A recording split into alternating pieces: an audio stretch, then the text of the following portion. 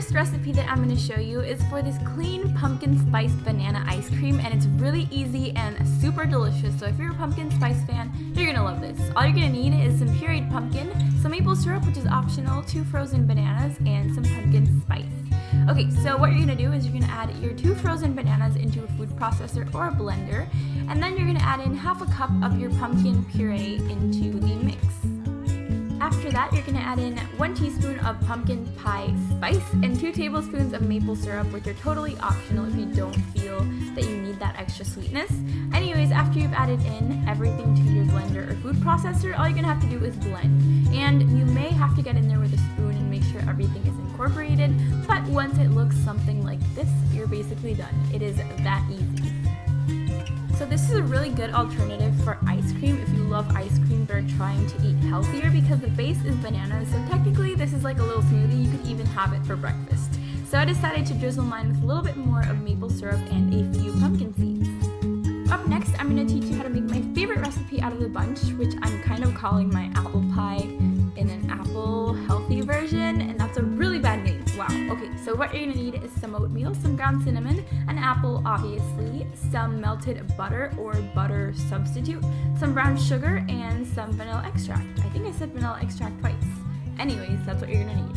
Okay, so the first thing we're going to do is you're going to add your melted butter into your bowl, as well as 1 tablespoon of brown sugar, and then you're going to add in your oatmeal or oats, which is just 1/3 cup. You can add less or more depending on your taste, but I like my apple with a lot of oats inside, so I added a lot. And then I added 1 teaspoon of vanilla extract for flavor and a bunch of cinnamon because I love cinnamon. And then you're just going to mix everything very well until it's all incorporated. So once you have your mixture all ready, you're going to take your apple and you're going to cut the top off, and then you're going to use a knife to carefully take out the core.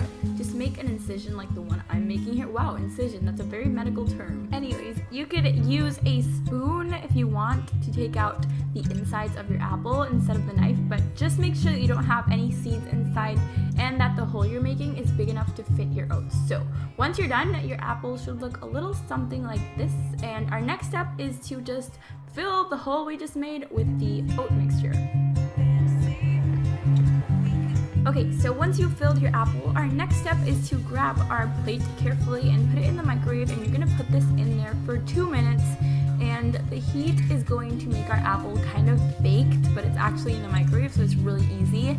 And the butter and the sugar and the cinnamon, it's all going to melt together, and it's going to be gooey and delicious, and you guys are going to love this recipe.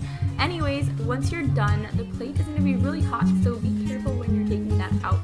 Then I decided to add a little bit more cinnamon because I love cinnamon, and that is basically it for this recipe. It's so delicious. It tastes like a healthy version of an apple pie, except it doesn't really taste healthy. It's really gooey and delicious. So just try it out. Trust me. Making some pumpkin pie energy bites, and these taste like candy, except they're really good for you. They're full of fiber and other really good stuff. So here's what you're gonna need. First thing you're gonna do is you're gonna be using our food processor once again, or you can use a blender if you want.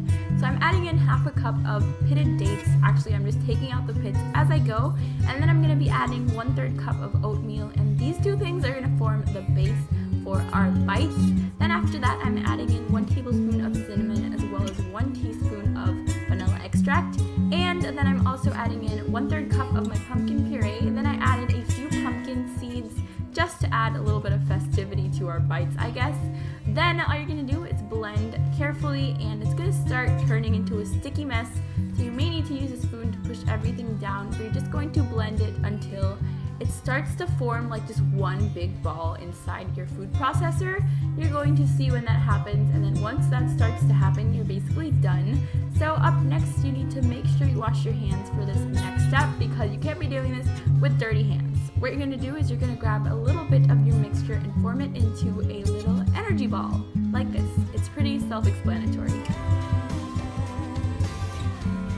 So I put mine in these like tiny cupcake liners because I thought they would look cute, and then I topped them off with a little bit of coconut, and that's basically it for this recipe. It tastes exactly like pumpkin pie, which I'm obsessed with, but they're actually really full of fiber, which will keep you full and give you tons of energy.